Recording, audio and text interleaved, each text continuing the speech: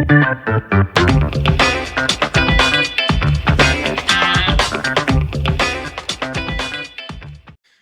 and welcome to another episode of the Real Estate Investing Club. I'm your host, Gabe Peterson, and this is the place investors go to gain actionable advice, learn about current market trends, and hear war stories from other professional investors out there in the field today.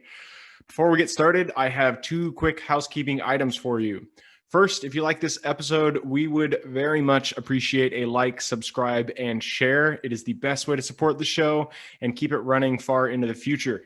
Second, if you're a new investor looking to get started in real estate or an experienced investor looking to take your investing to the next level, I've created an ebook just for you that will cover how to find deals that are actually deals, how to finance those deals with little to no money down, and how to exit those deals for maximum value.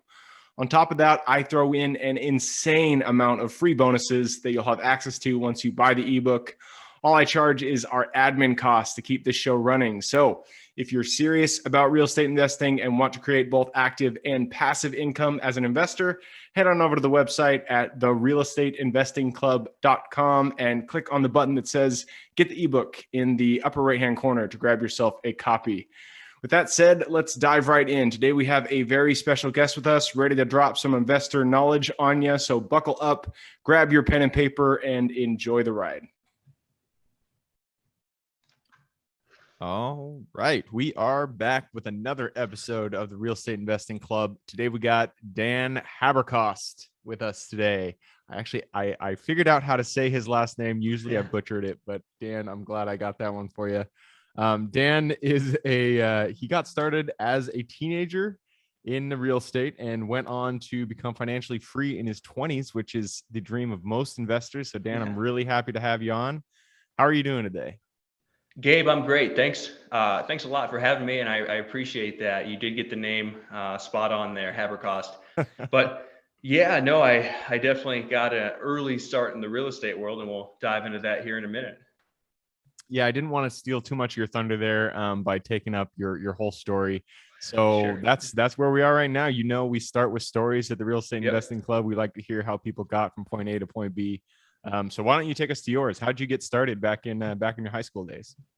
Sure. So yeah, I think stories drive home points better than anything. So I started when I was 16 years old, managing a portfolio of rentals for my boss at the time, along with a farm. So I'm barely old enough to drive, and I'm having to leave high school to go deal with tenant problems. And I'll tell you, that experience did not make me want to be in real estate. He, in hindsight, didn't take too good care of his properties. They were already in, C- D+ areas, and he had a very confrontational dynamic with his tenants. Oh, man. So and no aspect. A high schooler in there. Wow, this guy's crazy. Yeah. Well, yeah. In hindsight, agreed. I won't go too in depth on that. But point being, those early experiences, I didn't know what it was preparing me for, but it did show me what not to do when it comes to owning rental properties. So I definitely, at that time, did not want to own any myself. I didn't know the value, but ended up doing that job throughout high school. And then in college, I actually, while going to school, managed a landscaping company. And that was kind of trial by fire. I'm working 45, 50 hours a week, going to school full time and managing guys, 10, 20 years older than myself. I was responsible for pretty much everything on the residential side, from selling the work to managing the numbers and the gross margins, everything basically other than the accounting, hiring and firing. And so when I was about 20 years old, I looked at the experience I had and I thought, okay, I haven't had a whole lot of fun through high school and college, but I definitely have a skill set that's applicable to building some sort of business. I didn't know what that business was going to be, but I was finishing up school in the next year, so I knew I wanted to do something with that extra time once I was done with college. So I started reading different books, listening to podcasts, talking to people. I looked into equities, real estate, different types of businesses I could start, and nothing was really particularly interesting until, like just about everyone else, I read Rich Dad, Poor Dad, which blew my mind, right? It completely changed my thinking. Because I didn't know anything about investing. I didn't understand the concept of buying or creating assets that pay passive income, because nobody that I grew up around was anything but an employee. Nobody was financially independent. Nobody owned a business. And it was a pretty dismal outlook that I grew up around. So that was a whole new world to me. And at the same time, I found a few real estate podcasts, and one of my coworkers at the landscaping company, we were at lunch one day, and he goes, yeah, I just finished rehabbing my duplex. So tenants moved upstairs. I'm living downstairs and they're paying the mortgage.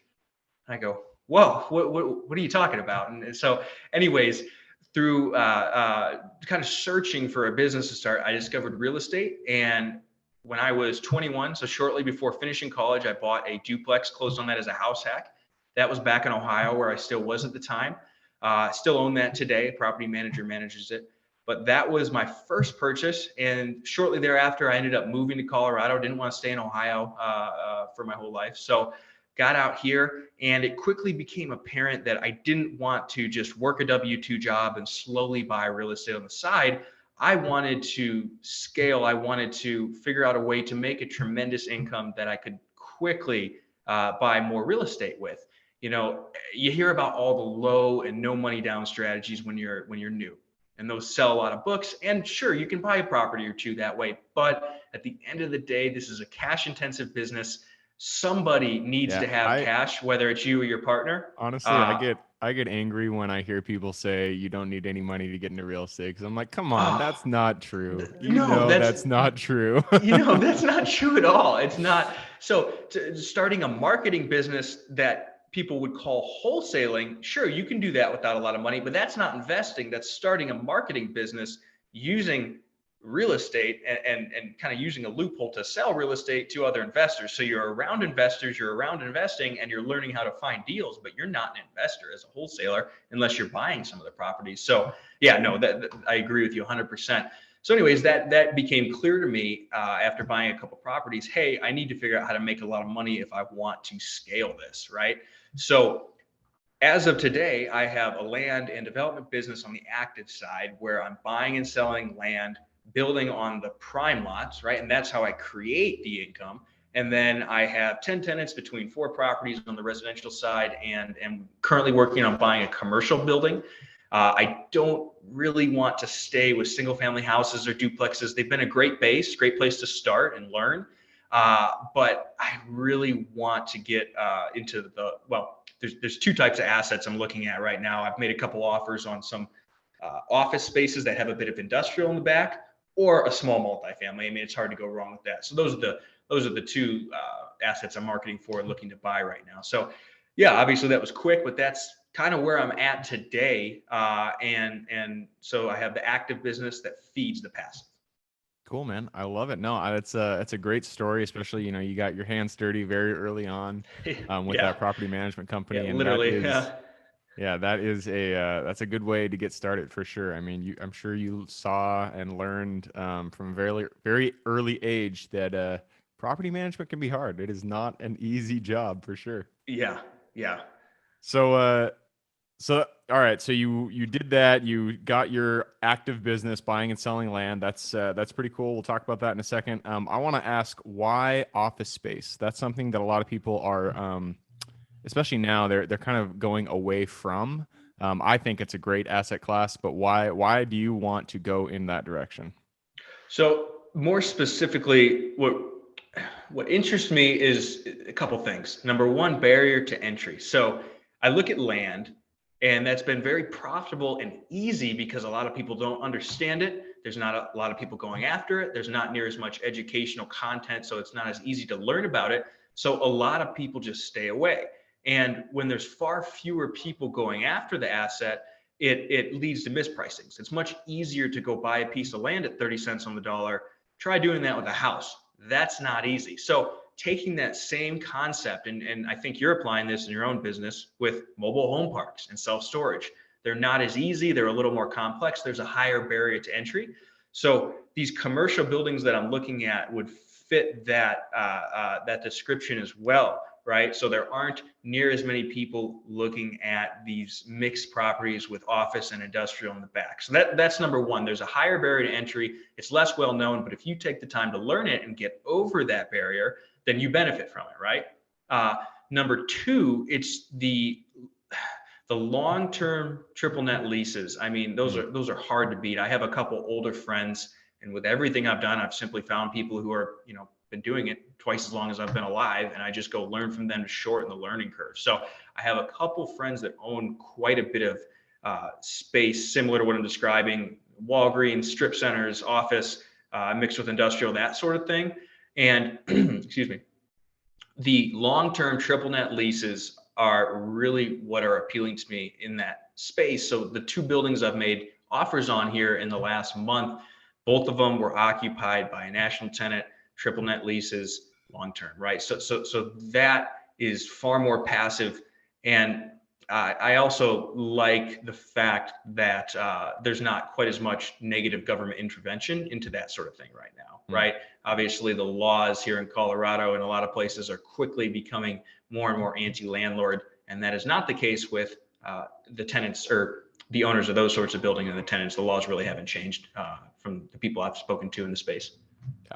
Yeah, triple net lease, that is that as far as passive investing, that is as passive as you can get while while owning the asset itself. Yep. So that's a great choice. And multifamily also, I mean, that's a pretty standard one. Obviously it's needed everywhere. Are you only looking in the kind of the mid east in the middle of the United States, or No, so Colorado. I'm sticking with what I know and where I have contacts as far as contractors and brokers and managers, et cetera. So yeah, sticking here where I know. Gotcha. Okay. So let's talk a little bit about buying and selling land. That's something that you're right. Yeah. There's not a ton of content out there that people share. I've had a few people that come on talking about finding good deals, finding good land. How do you go about actually deciding whether it is, something that you want to buy or not? Sure. So let's start with the kind of macro level. I look for failed subdivisions from years ago, right? So a lot of, well, actually, no, all the markets where I'm buying and selling land were subdivisions done 30, 40, 50 years ago. At the time, they got maybe, 20% built out, but then they just completely fell apart, didn't end up being built out, didn't grow the way they were expected to. Now they are growing, right? Especially the ones I'm in here in Colorado. A lot of people have been moving here. So now's the time, because there's a lot of people who bought land for next to nothing 30 or 40 years ago. They forgot about it. It's a sunk cost in their mind, and they just want to get rid of it. So they'll sell it at a discount. And then on top of that, all the preliminary work is done, and you have these huge tracts of homogeneous lots where it's one after the other after the other. So it's important to be clear that those are the areas I'm going after, because it makes pricing very, very, very easy. So when you have 10,000 lots where all the zoning, the size, and the pricing is exactly the same, other than maybe a couple lemons in there, I just send out land offer letters that have an exact price. So say, hey, Gabe, I see you own such and such property at this address. I'd buy it at X price. If interested, call me, sign this, send it back, or email me. And it's that easy. So it eliminates the tire kickers, because they already know what I'm willing to pay. And so that's how I've gotten almost all my deals. Just recently here, I started to get cold calling set up with my acquisitions manager. So we'll see what comes of that. I know it works as well because I have friends doing it, but yeah, it's been all mailers up until this point. And the pricing is very simple, because again, it's not way out, east of Colorado Springs, for example, east of where I live. There's all these huge tracts of land where everyone's unique, and the situation as far as utilities is different for everyone. And it's all the same. So it's very, very simple. Gotcha. And these are already entitled, or are you doing the entitlement as well? Oh, they are. No, they are shovel ready is the term I like. I could go start building, tomorrow if I had the permit, right? Because all the utilities are there, they're zoned, everything's ready. Yep. Very cool. All right. That's interesting that it's a division that basically failed. You said like the 70s. I'm sure Colorado. Are you in Denver, or what city are you in? Colorado Springs. So I'm an hour south of Denver. Right. You told me that. Yep. So I'm sure back in whatever that time frame, that they stopped growing, obviously, and they didn't hit the numbers that they were looking for, and then they just left them, and now it's for you to pick up. Yeah, exactly. That is exactly right. One of the markets I'm in, actually, are you familiar with Lake Havasu? No, I'm not. Okay, well, so it's in Arizona, and it's a subdivision at the base of a lake. And the guy who did, I guess if you're not familiar with it, it's a little less relevant, but the guy who did that came to Colorado and did the subdivision shortly after at the base of a reservoir about an hour south of Colorado Springs. Same exact sort of thing. So it's kind of cool because I can look at Havasu, which was done 10 or 20 years earlier, and kind of see, because they're almost identical in every way, right? And kind of see what the progression is going to look like a little further down the road. The main difference is there's far more commercial there. So it's kind of getting to the point where commercial makes sense as far as building more office and hotel, restaurants, that sort of thing. So it's just kind of interesting to see the progression of these subdivisions and cities over time. That's pretty cool. And so you plan to take the proceeds from that and then purchase the office or multifamily. Mm-hmm. Well, Yep. for multifamily, where are you looking at specific areas, specific metros, or what's your plan there? Yeah, Colorado Springs. Just Colorado Springs. You gotta love Colorado Springs. I have actually, of all the states, I've never been to Colorado, and I've heard it is fantastic. So I got to get over there at some point. If you like the outdoors, yeah, it's a beautiful place and it's always sunny, which is my favorite part. The sky is always blue here. It's like the opposite of Seattle. Oh yeah, I've heard. I've not been to Seattle myself, but there you go. All right. Well, I just checked the clock. We have blown through our time, so I got to push us into the quick question round. Are you ready? Yeah, let's do it. All right.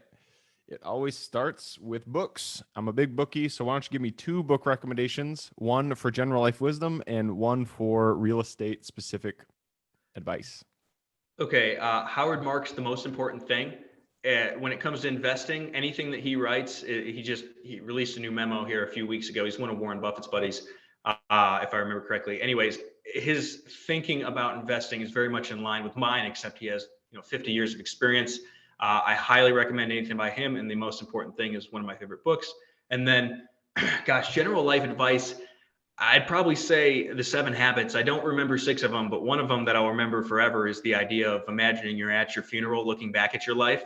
That quickly brings into focus what is important and what is worth spending your time on. And it tends to be that things of the ego quickly dissolve and you realize they're not important when you think that way. So I think The 7 Habits was the very first kind of not self-help, but you know what I mean? Yeah. That kind of genre of book. Yep.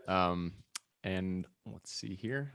Moving on to the next question. So, all right. So if you could go back to your younger self, I mean, you're relatively young now, but how about the Dan who was just in high school? He was just doing those first jobs as a property manager out there in Colorado. Go back to him, give him one piece of advice moving forward. Stick with one thing and be relentless in pursuing that one thing until you're successful. I floundered around for a few years trying to figure out how to make money in an active business, and I could be a couple years further ahead if I had picked one thing and stuck with it consistently. Shiny object syndrome. That is, It is killer. It gets the best of us. It got me for a while too. So don't worry about it. But yes, that is, it's great advice to the younger self. All right, moving on. This one is about habits. Habits are the foundation of our life. So if you could point to one thing in your life that you do day in and day out that you feel contributes the most to your overall health, well-being, happiness, what would that be? Exercising every day. Exercising. Good one. Everybody says the morning routine. Morning routines are great. It's not a habit. It's a whole routine. So, that's my issue with that answer. But I'm with you. I think getting exercise really does. Yeah. It's the foundation of the day for me, at least. And it sounds like agreed. For you, so 100%. Yep. Great answer. All right, next question. And this is an opportunity for you to brag a little bit. We are all specifically good at something. We all have strengths and weaknesses. So you are no different. What is your specific Superman strength? What are you exceptional at? Communication, public speaking, podcasting, this sort of thing. This is what I'm good at. Useless when it comes to sitting still, accounting, anything detailed, but anything involving communication, teaching, that is absolutely my strong point. Cool. I love it. All right. Next question. This one is for the listeners. You've given us a lot of good advice. I'm sure people out there want to reach out, say hi. What is the best way for them to do that? Just Dan Haberkost on Instagram or Facebook. I'll reply if you shoot me a direct message. And I've got a YouTube channel I've just started. So if you want to see videos on any of the projects I'm doing, you can find me there as well. Cool. I love it. All right, Dan, that winds it up for us. So thank you very much for hopping on the show today. Yeah, thanks, Gabe. That was fun. All right. And for everybody who's here with us today, thank you guys for showing up. You are the reason we do this. So if you guys have any questions whatsoever, reach out, Gabe with realestateinvestingclub.com. Other than that, I hope you guys have a great week. Keep rocking real estate, and I look forward to seeing you on the next episode.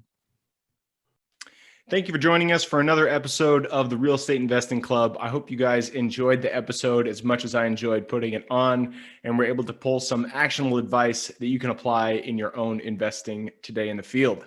Before you go, we have a gift for you. If you're a new investor looking to get started or an established investor looking to take your investing to the next level, I've created an ebook just for you, available on our website. This ebook will cover how I was able to create both active and passive income in real estate with very little money to start with. In it, I will address the 3 most often cited obstacles new and veteran investors run into by showing you how to find deals that are actually deals, how to finance a deal with little to no money down, and how to exit those deals for maximum value.